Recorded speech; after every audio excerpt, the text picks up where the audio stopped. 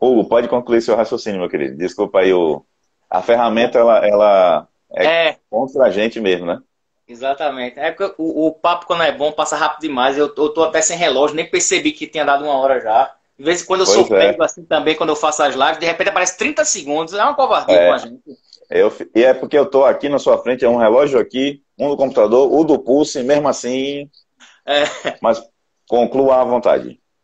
pronto, então, essa ideia, né, de essas estruturas, elas sempre estiveram presentes e talvez hoje o que acontece é que a gente esteja despertando para isso, né? Por isso que é tão importante os movimentos.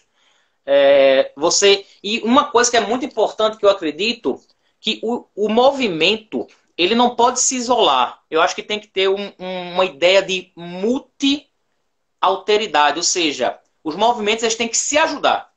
Então, o Sim, movimento feminista tem que ajudar o movimento de consciência negra, que tem que ajudar o movimento LGBT, que tem que ajudar o. E esses movimentos eles têm que estar em articulação. Porque não adianta de nada eu conseguir direitos. Veja, não são privilégios, são direitos. Não adianta nada eu conseguir direitos para uma categoria que eu faço parte, enquanto outra categoria continua sendo oprimida.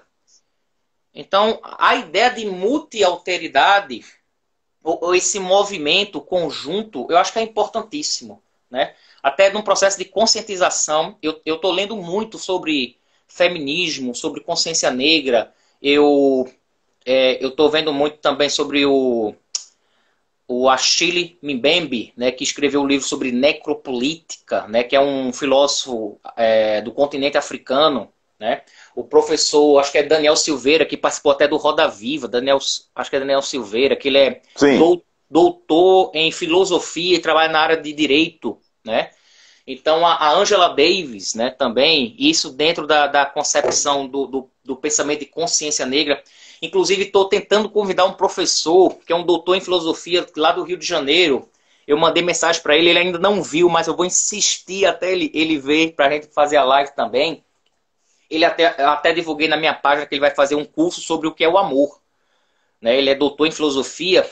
E para você ver, Kleber, só para finalizar, há algum tempo atrás, antes dessas Fique à, lives, fique à vontade, agora viu? tem mais Porque uma hora. agora tem mais 1 hora. Se você quiser mais 1 hora, fique à vontade. Eu Se você não tiver coloquei compromisso, né? Tem isso também.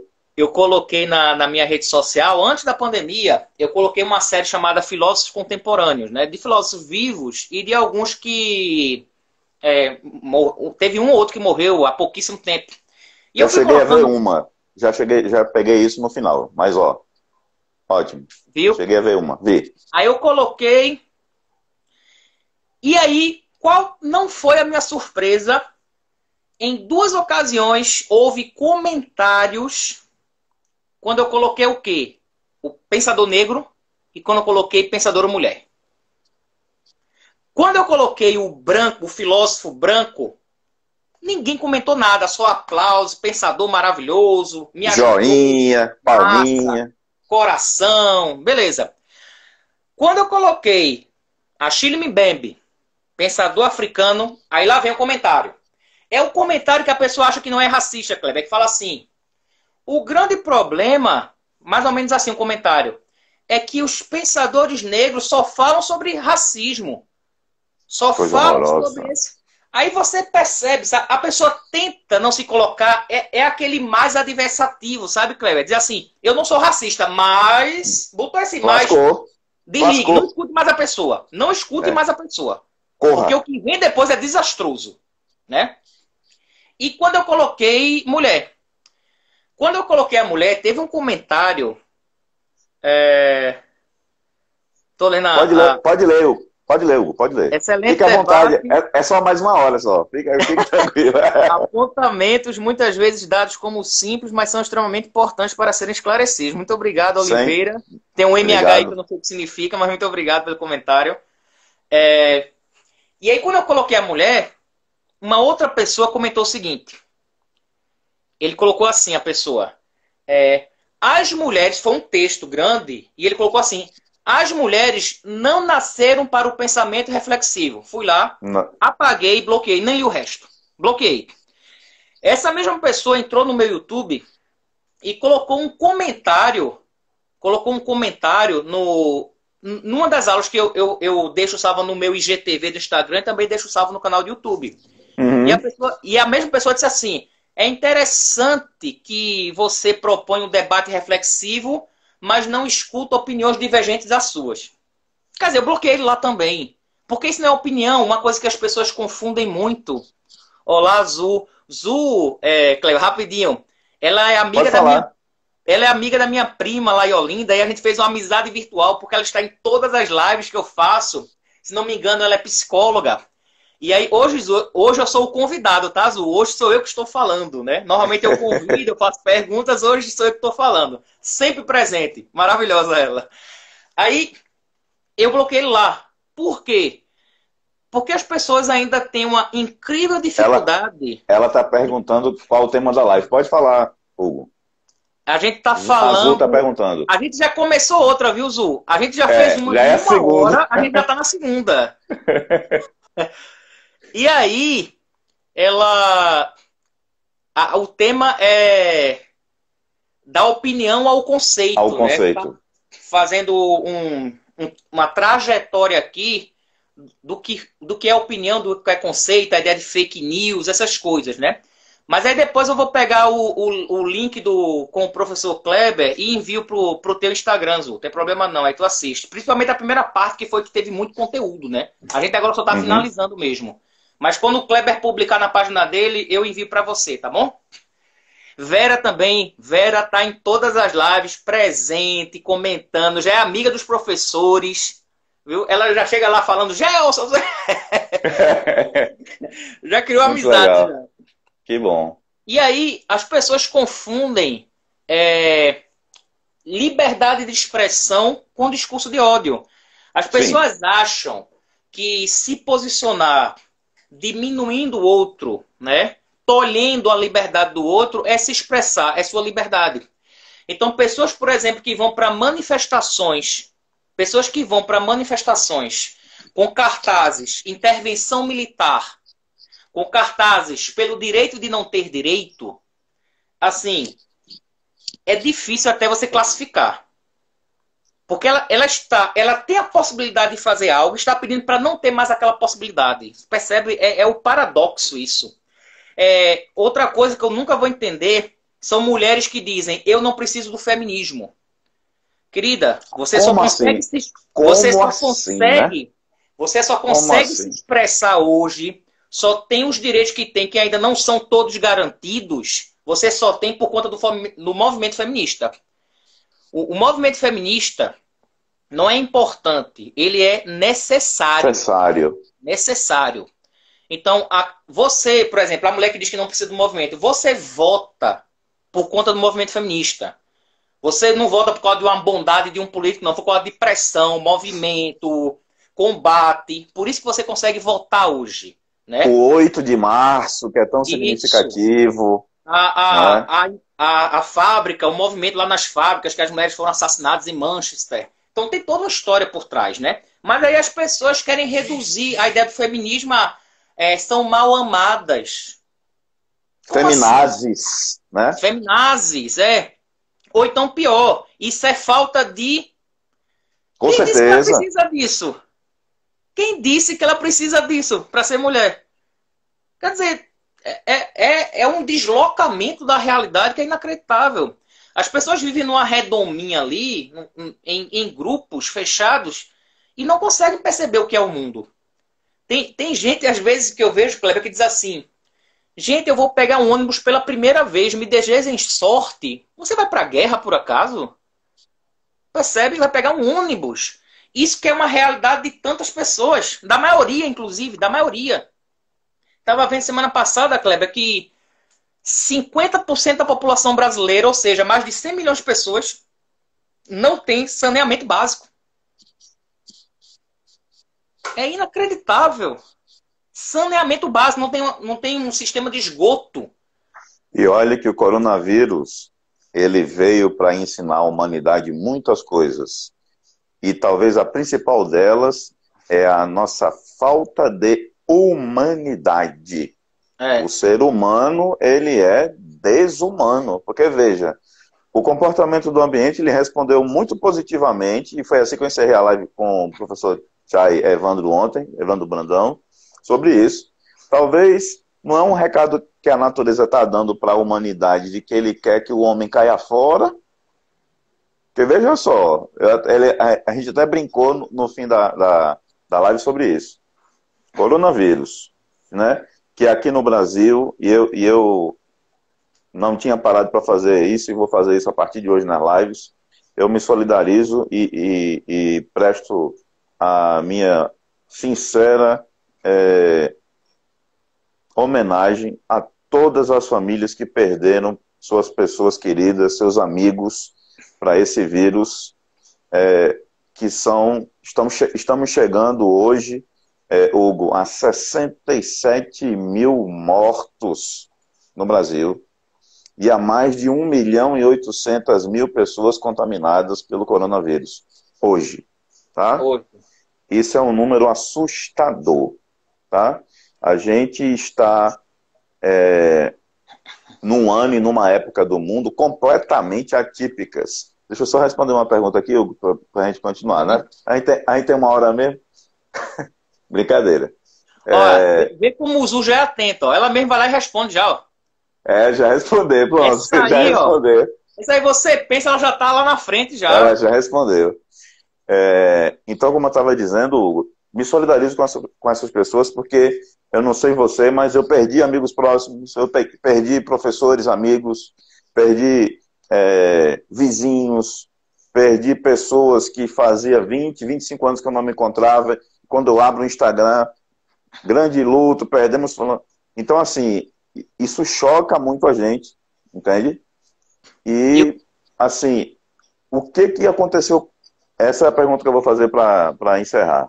O que aconteceu conosco? O que aconteceu com o brasileiro? A gente está aceitando isso calado, ninguém se revolta, ninguém protesta, quem fala é considerado comunista, ateu, e outra, que é um tema que foi perguntado aqui, né? Veja só, educação. Educação vai ser a mesma, vai ser 100% presencial, como era antigamente. Então, duas reflexões. O que está acontecendo com o brasileiro? O que está acontecendo conosco, com o professor Marco Antônio Villa, que eu comecei a seguir e assistir os comentários que são muito... Embora muita coisa que ele diga eu não concorde, certo? E isso não desmerece o trabalho dele e não desmerece a pessoa dele, mas ele faz algumas reflexões que são muito contundentes. Aquele tipo de discurso que a gente prefere ter levado um tapa na cara, que a gente coloca a mão no ouvido, não quero ouvir, não quero, porque isso me incomoda, ele é assim, certo? Mas ele pergunta, o que aconteceu conosco? O quê? Né? E a segunda, a educação vai ser a mesma, 100% presencial. Como era? A reação que os brasileiros estão tendo, Kleber, eu acho que era esperada, sinceramente. Por quê? Porque a gente sempre tapou os olhos para a desigualdade, a gente sempre tapou os olhos para o racismo, sempre tapou os olhos para o machismo, a gente sempre tapou o olho para esses absurdos. Então, por que não tapar os olhos para uma pandemia? O que acontece é que a gente está descobrindo mais uma faceta do brasileiro, que é não se importar com o outro, não se importar com aquele que pensa diferente de mim. Então, eu acho que não tem novidade na reação do brasileiro. Sinceramente, o brasileiro é esse mesmo. O brasileiro foi construído a partir dessas bases estruturais preconceituosas. Então, não existe Covid, é besteira isso. Um ponto que tu tinha falado aí antes, eu até chego a questionar o que é humanidade. Eu não sei se ser humano é uma coisa boa. Eu acho que nem a classificação deva ser desumano, porque eu acho que o humano é exatamente isso. Porque desde sempre a gente cometeu atrocidades. Desde sempre a agressividade, o diminuimento do outro faz parte da nossa história.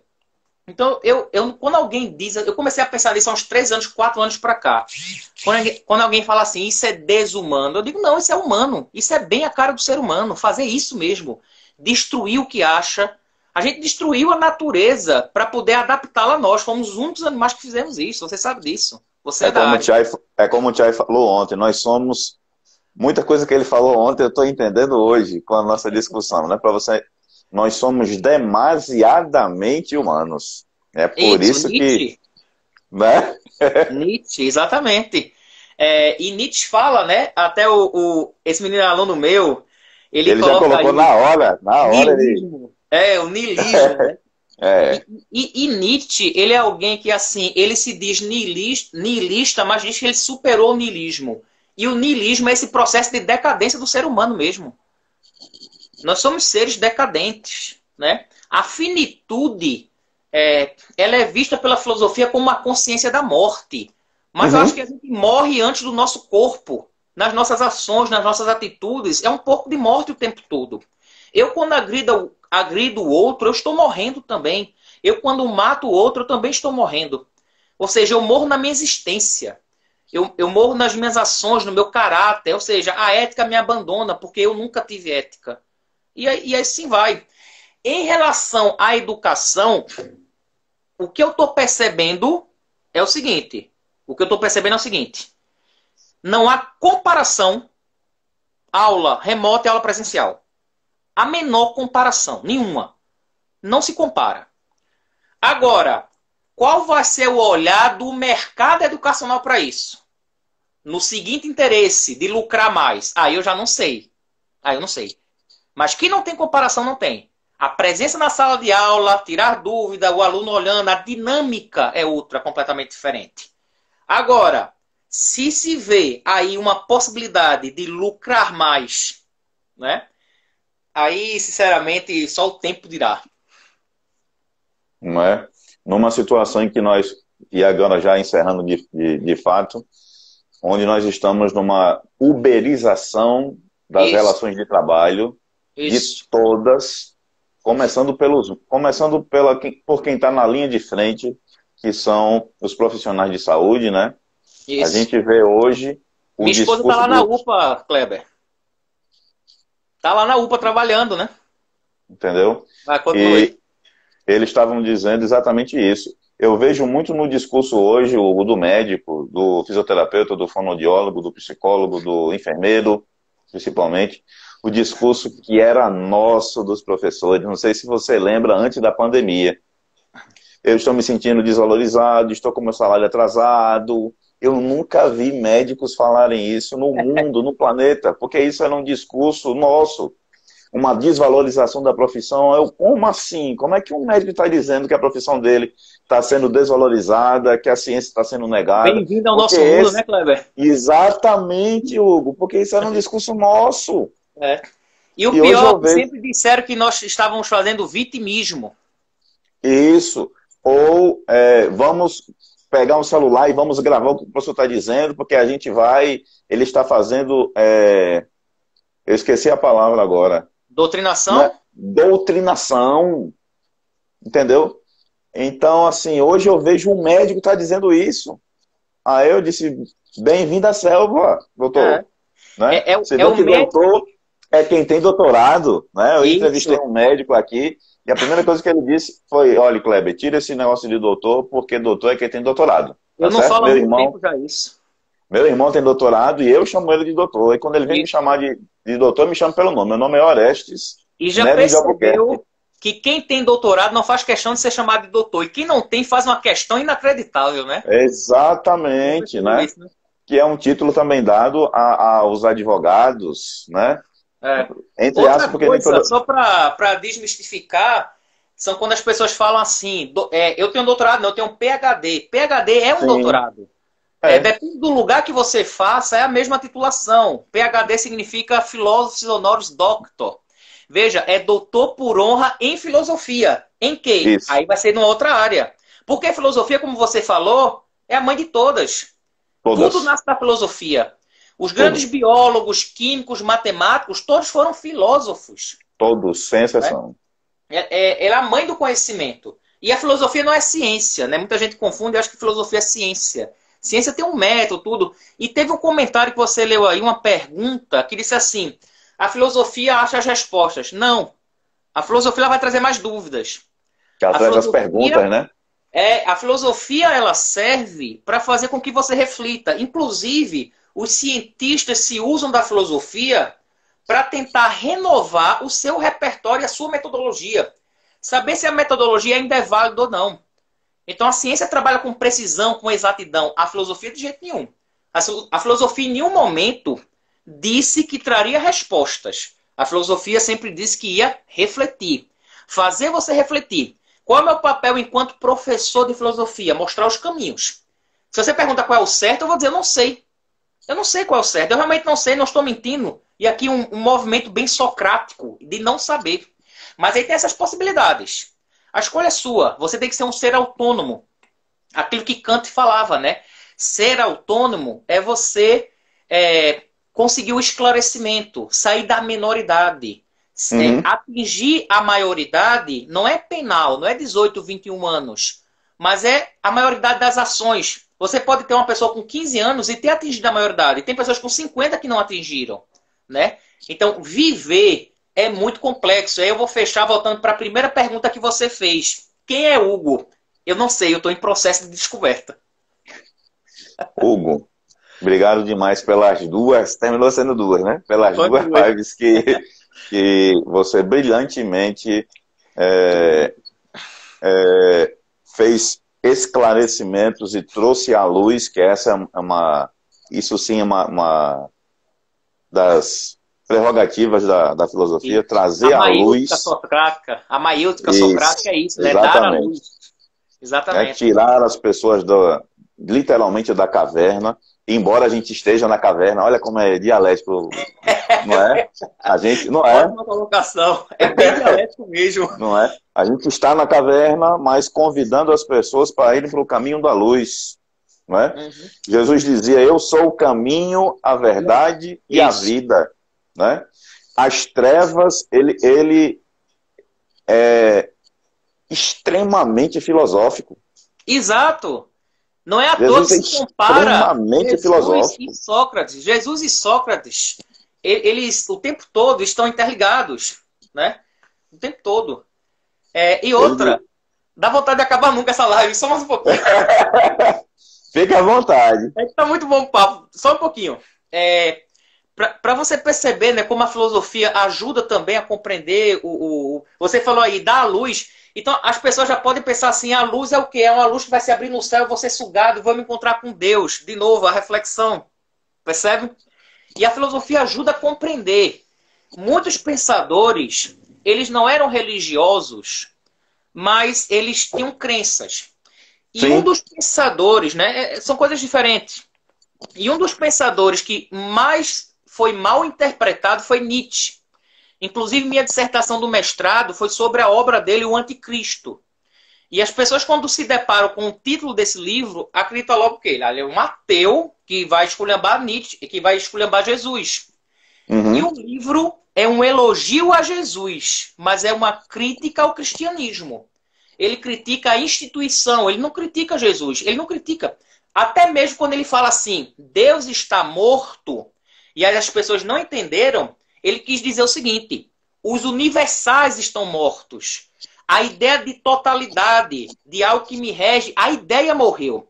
E ele diz assim ainda, só existiu um cristão e este morreu na cruz. E nós, seres humanos, matamos Deus duas vezes. Matamos Deus na corporificação de Jesus na cruz e matamos a ideia dele.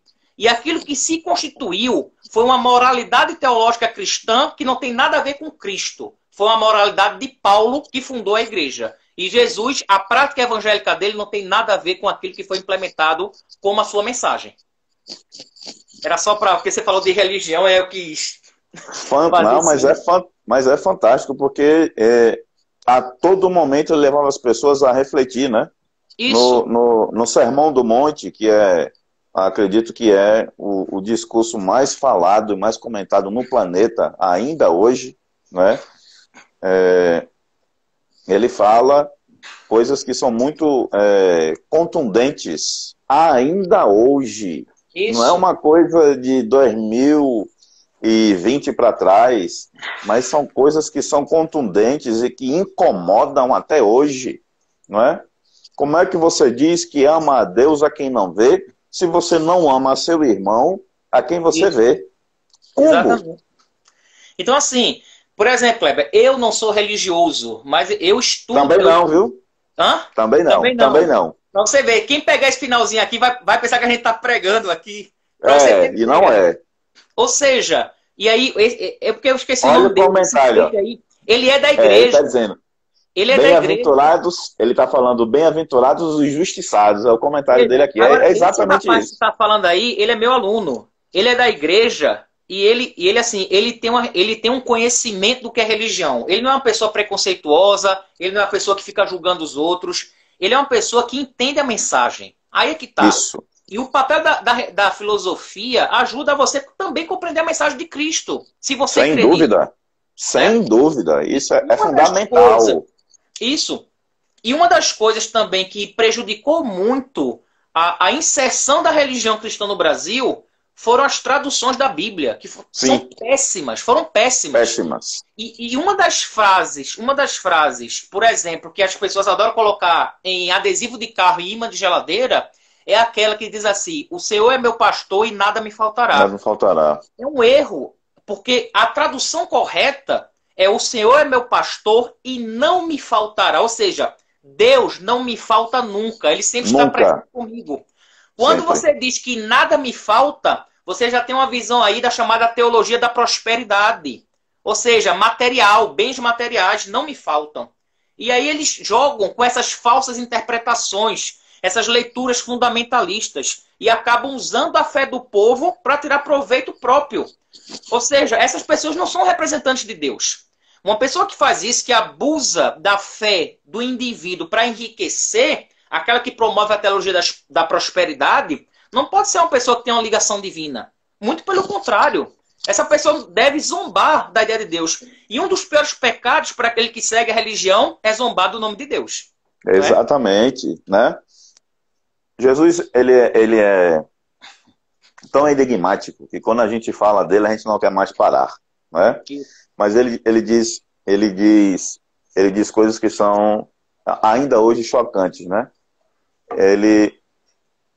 Onde está o seu coração é onde está o seu tesouro, porque na hora em que você manifestar o que está dentro do seu coração, a boca vai falar daquilo que realmente você é. Então ele é muito um processo de interiorização mesmo, né? Contundente, né? E eu aprendi isso ontem com o Tia Evandro, que a busca da espiritualidade é a busca do encontro de você consigo mesmo primeiro. Isso. Né? A gente chama isso em filosofia de ipseidade. Isso, ele comentou isso ontem.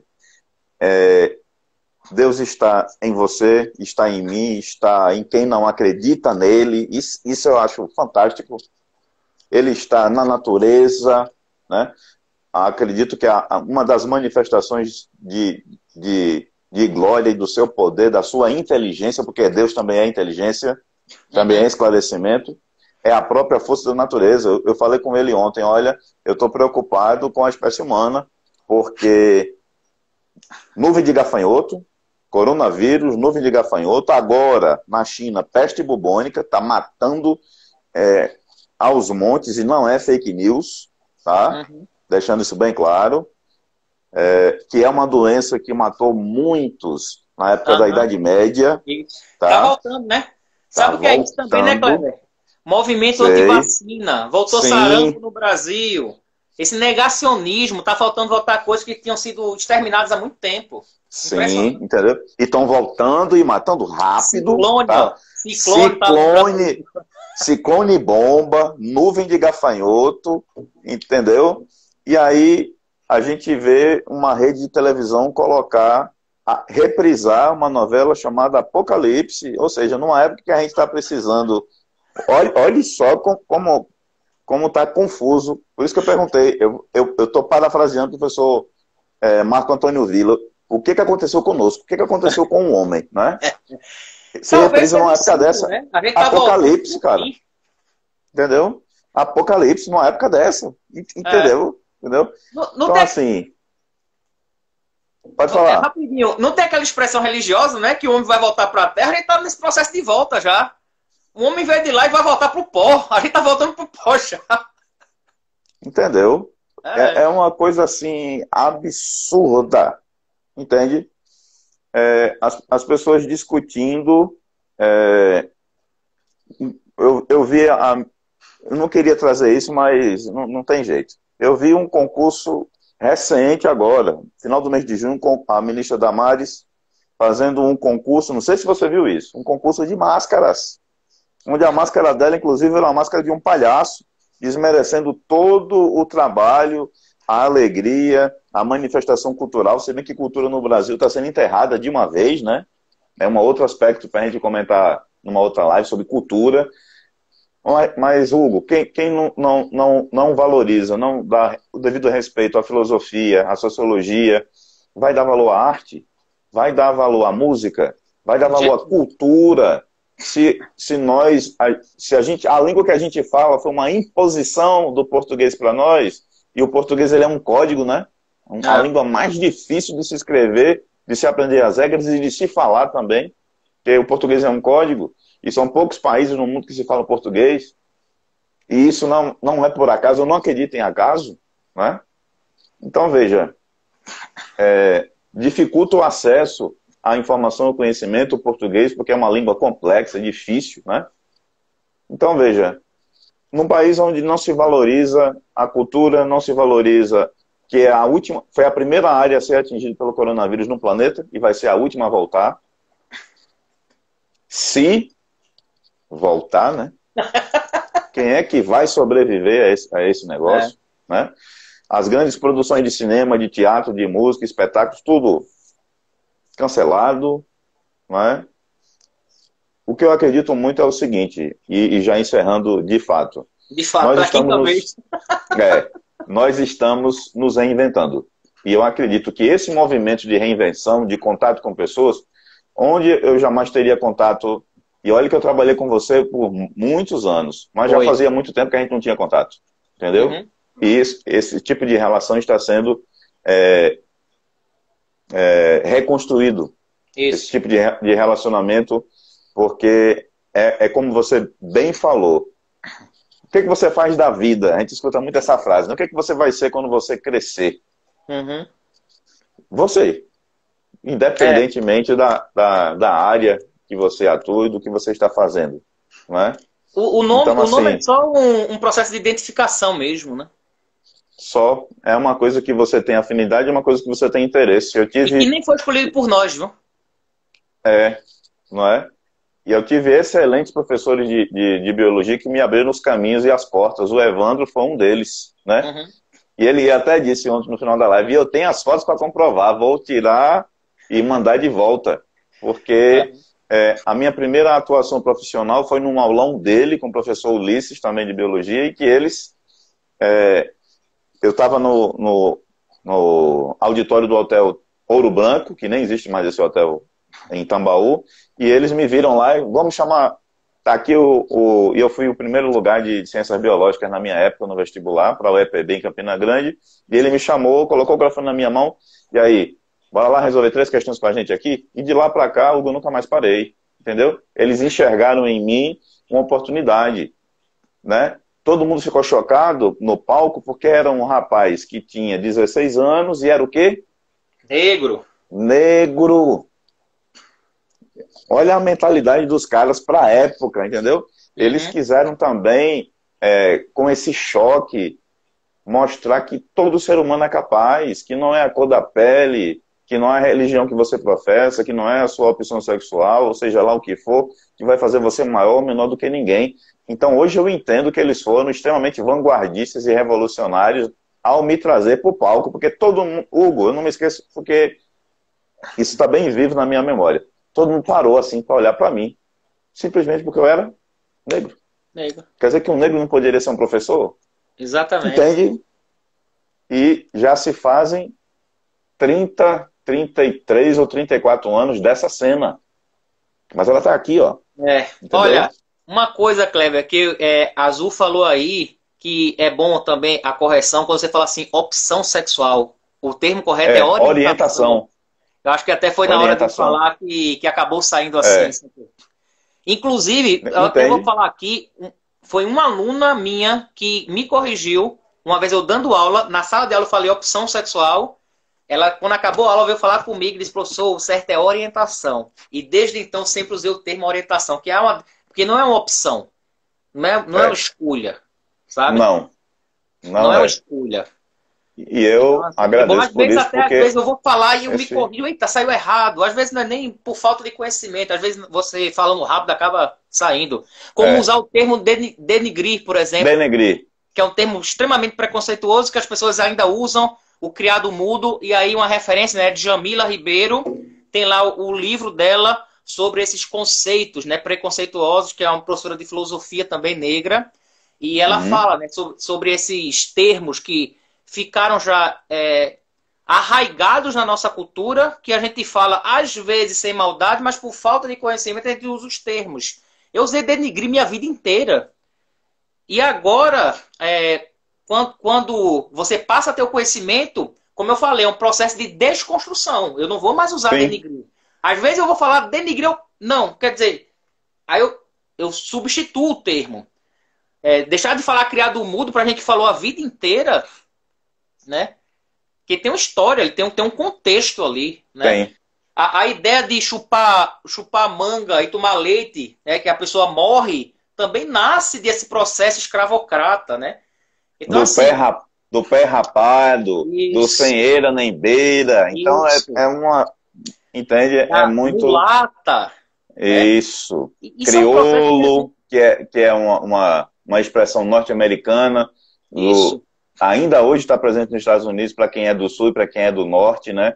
A gente sabe que o processo de colonização nos Estados Unidos também não é muito diferente do nosso. Muita gente pensa, isso. os Estados Unidos. Não, não é tão diferente assim, né? E tá aí o exemplo do racismo lá com o que aconteceu com todo esse movimento, que a gente vai discutir isso amanhã. Então, Uhum. obrigado aí por ter lembrado. A gente realmente, na hora de se expressar, a gente É, comete equívocos, e que é assim, demasiadamente humano, né?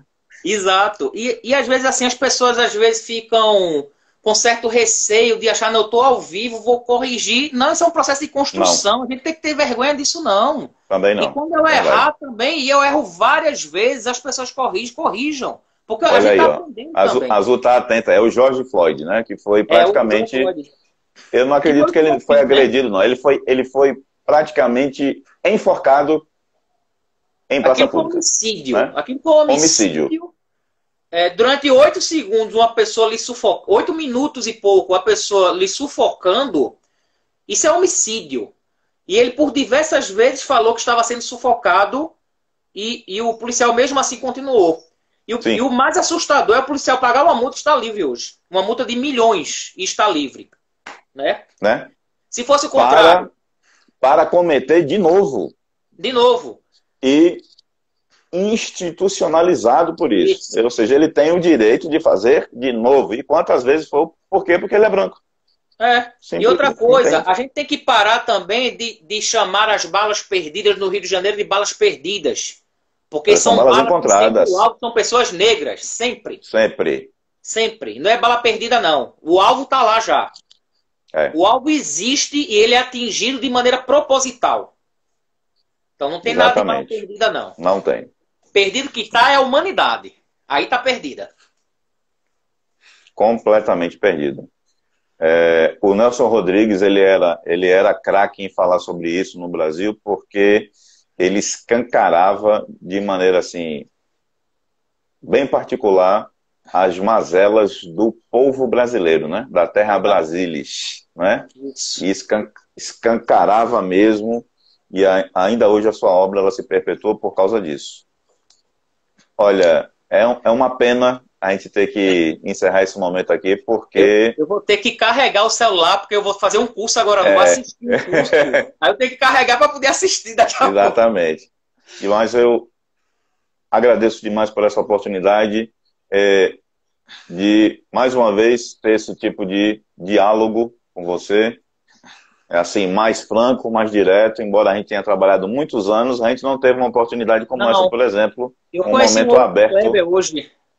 Pois é, né? Então, As aquela pessoas... pergunta que você fez no começo não dá para responder nunca. Né? Entendeu? Você conheceu um outro Hugo que você nunca tinha me escutado falar Não, tanto. nunca. Eu nunca tinha lhe escutado falar tanto. A gente tinha ali só na hora do intervalo, comia uma bolachinha com café, falava 10 E, minutinhos e voltava para a sala de aula. Acabou-se. entendeu? A gente nunca teve essa oportunidade e, felizmente, a gente tem esses momentos e você também está tendo isso com várias pessoas, né? Uhum. De vários lugares diferentes. O lugar também faz a diferença na nossa formação, né? As pessoas e o lugar onde a gente está inserido também faz a diferença. E eu, assim, me sinto grato demais por essa oportunidade que eu estou tendo de realmente conhecer as pessoas. Não existe, eu estava dizendo isso para o meu primeiro convidado há uns 5 meses, não existe professor fulano de tal ou médico fulano de tal, existe Hugo. Essa pessoa que está aqui na minha frente, ele tem muitas características e entre elas ele trabalha com o que a gente está discutindo aqui hoje.